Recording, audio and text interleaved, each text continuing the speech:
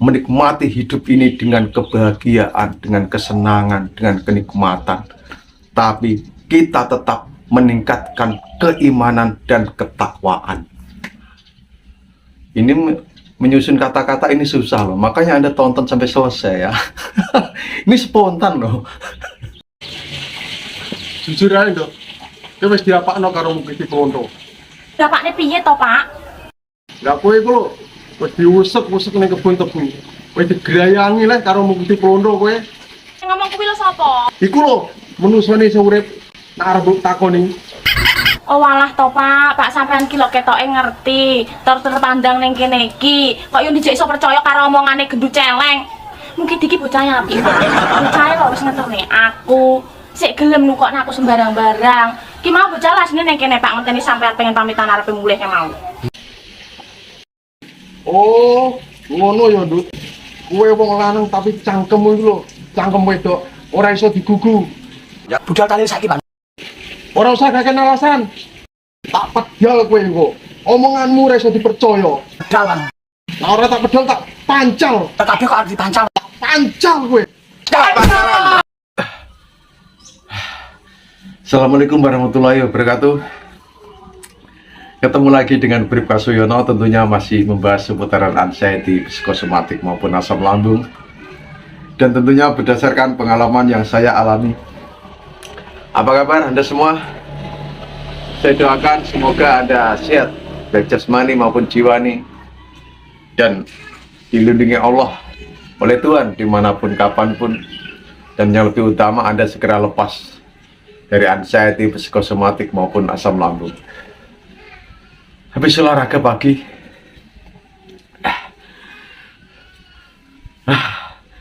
cukup berkeringat dan enak di badan ya. Karena apa? Karena sehat. Sama dengan Anda itu sehat sebenarnya. Cuma tiap hari, ya saya nggak nyalahkan Anda loh ya. Saya dulu juga begitu. Secara fisik itu Anda itu sehat ya. Tapi Anda merasa diri Anda sakit. Tiap hari Anda merasa, oh saya sakit ini, saya sakit. Ya saya paham. Emang saya dulu juga begitu. Saya sakit itu. Nah, ketika kita berpikir, wah saya sakit toh, saya sakit.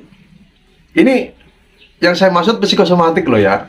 Raga Anda itu sehat sebenarnya. Cuma raga Anda itu menunjukkan gejala karena dari pikiran Anda gitu ya. Tetapi secara medis kalau Anda di medical check up, dicek EKG dan sebagainya ya, cek darah, mungkin paling kalau umur 40 ke atas ya kolesterol agak tinggi sedikit ya, tensi agak tinggi sedikit, itu sebenarnya nggak apa-apa ya.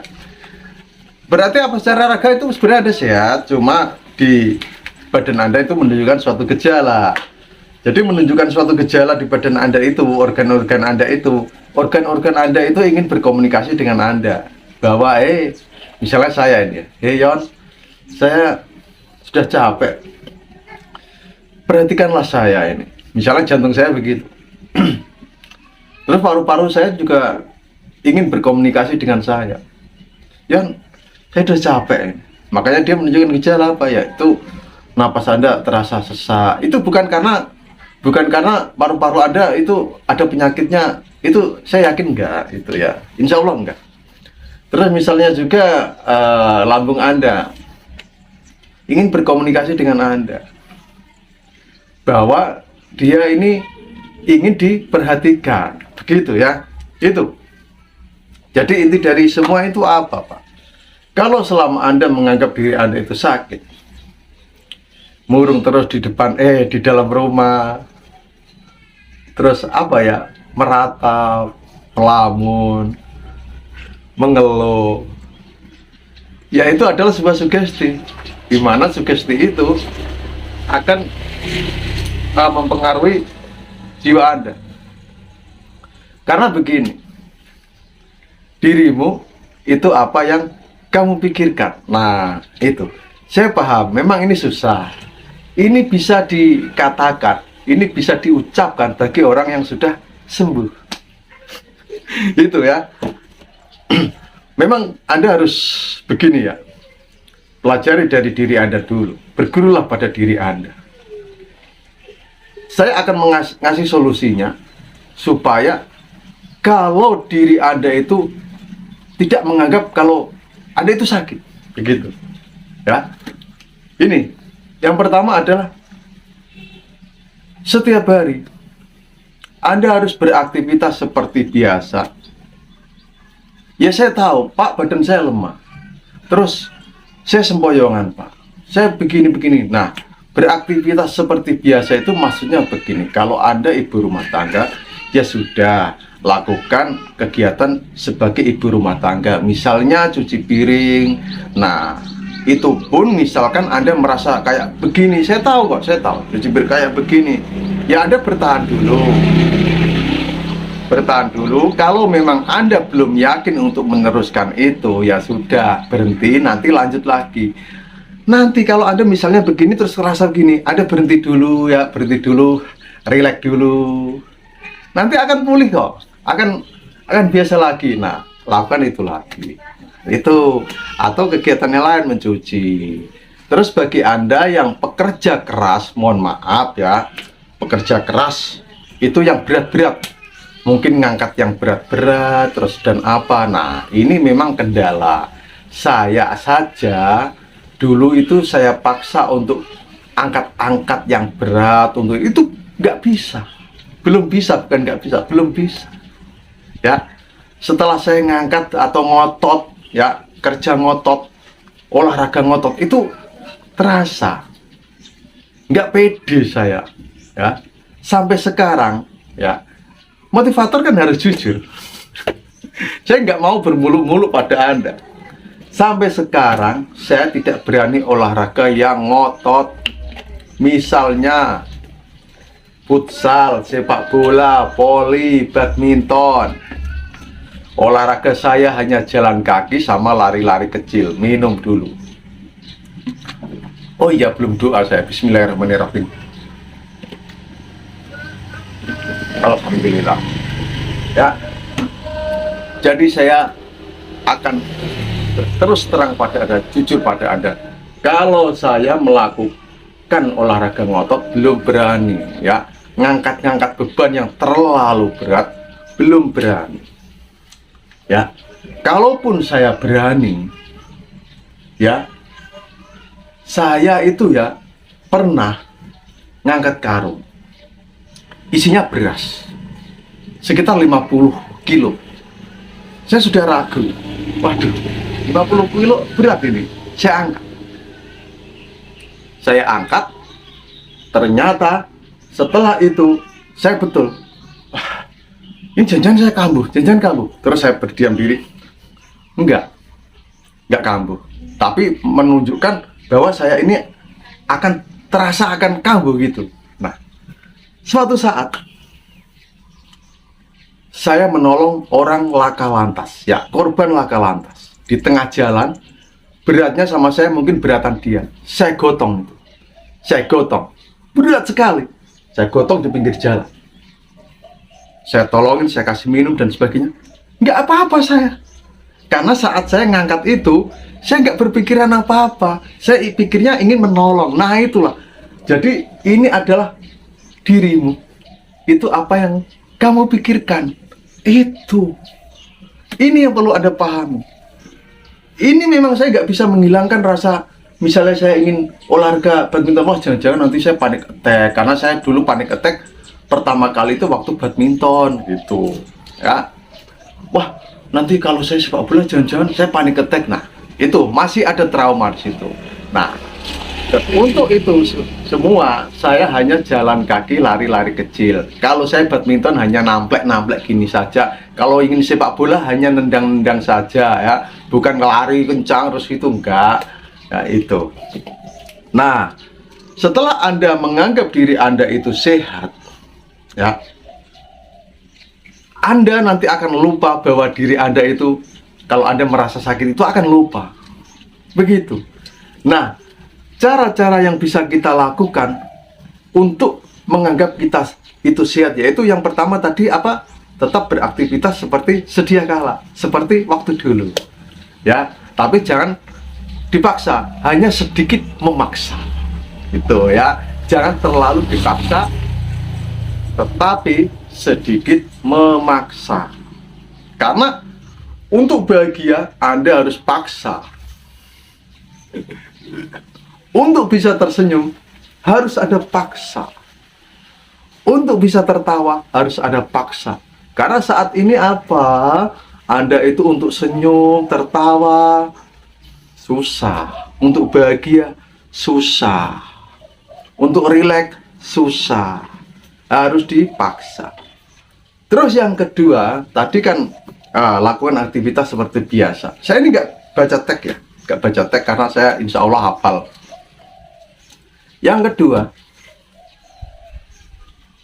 Anda kalau pagi, sore harus wajib apa itu? Jalan kaki. Karena dengan Anda jalan kaki, saya yakin Anda jalan kaki kalau masih merasa sempoyongan ya terasa lah itu. Tetapi kalau Anda sedikit memaksa itu nanti akan terbiasa. Begitu. Latihan berdiri. Begitu ya. Untuk melatih keseimbangan Anda, latihan berdiri. Sekuat Anda. Pertama sekuat Anda dulu, selanjutnya sedikit Anda paksa. Gitu. Angkat kaki kiri, angkat kaki kanan. Nah, ada senam keseimbangan di saya. Untuk audio meditasi relaksasi itu ada klaim hak cipta. Semuanya klaim hak cipta dari backsound-nya. Ya. Silakan Anda download. Nanti saya akan mengganti backsound-nya itu. Anda download dulu, karena akan saya hapus. Karena hak cipta ini yang nonton nanti, ya misalnya ditonton, yang menerima gaji, yang klaim itu. Kok gede aku?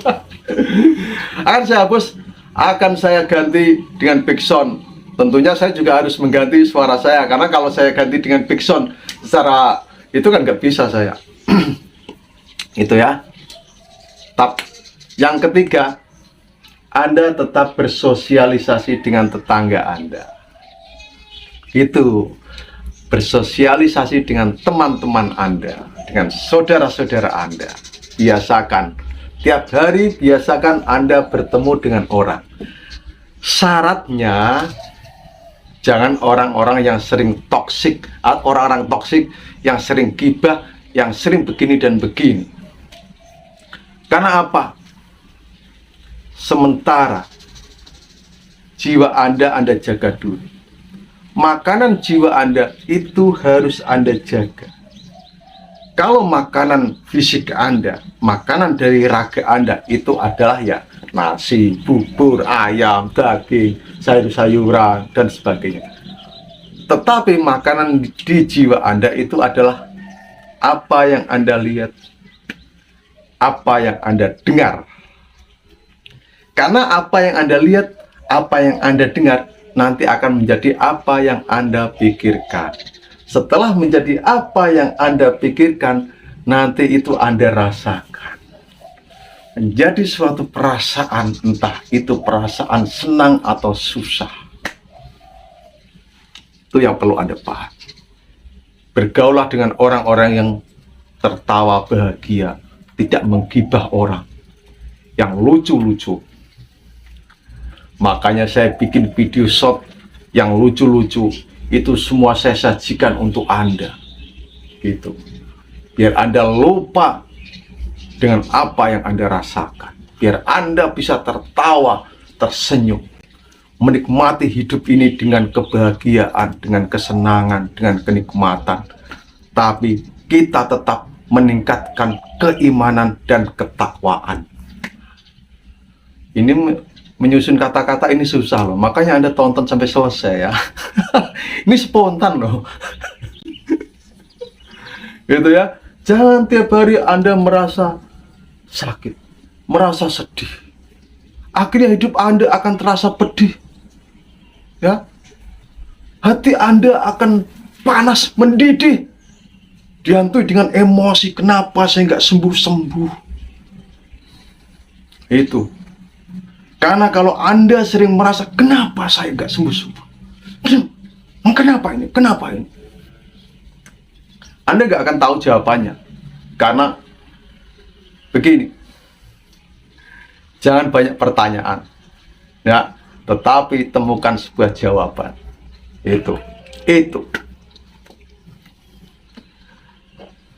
Ya, yang ketiga tadi tetap, yaitu bergaul, bersosialisasi dengan tetangga Anda, teman Anda, kerabat Anda, kunjungi saudara-saudara Anda untuk menyambung tali silaturahmi, karena itu akan memanjangkan umur kita, menambah rezeki kita, menyehatkan kita. Nah, itu ya. Sambung tali silaturahmi. Apabila Anda ada dengan saudara putus tali silaturahmi, silakan sambung. Dan apabila masih tersambung, kunjungi, pererat lagi, perketat lagi, kencangkan lagi.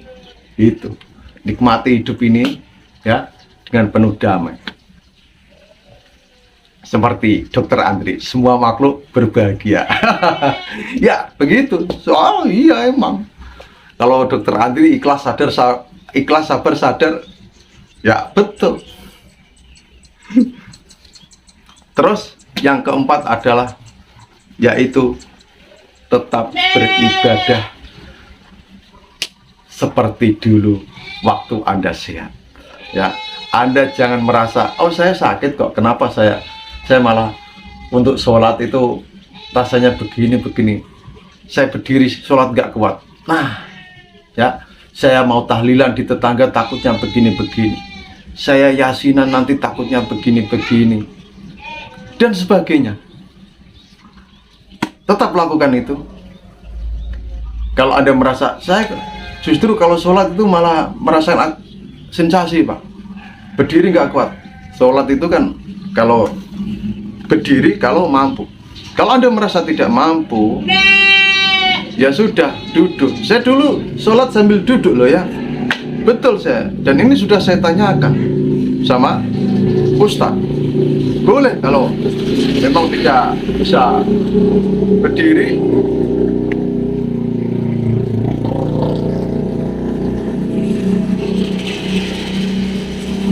Banyak motor. Tidak kuat berdiri, ya duduk. Kalau Anda kuatnya berdiri, sebentar, ya baca Al-Fatihah saja. Karena yang wajib kan Al-Fatihah. Itu sudah saya tanyakan sama Ustaz. Ya, itu. Baik rakaat 1, rakaat 2, rakaat 3, rakaat 4. Kalau sholat 4 rakaat, ya sudah. Baca Al-Fatihah saja. Saya takut Pak sholat jamaah. Iya, saya tahu. Saya terus terang dulu. Kalau sholat jamaah, apalagi sholat Jumat ya, wah rasanya itu gimana gitu. Tapi nanti akan hilang dengan sendiri ya itu. Jadi Anda pahami itu semua, dan saya tidak menggurui Anda, saya hanya berbagi. Ini kambing kenapa sih mbak ambek saja kok gede ngaku ganggu orang ngevlog saja. Bingung kambing. Kambing diam. Ya, itu saja. Camkan itu. Dan tetap semangat, tetap lakukan yaitu istighfar, zikir, meditasi, relaksasi. Anda yang menyepelekan meditasi, relaksasi, silakan. Itu. Ya. Anda yang menyepelekan olah nafas, olahraga, ya silakan. Saya hanya berbagi kok ini. Saya nggak memaksa Anda. Itu aja ya. Salam sejahtera, wassalamualaikum warahmatullahi wabarakatuh.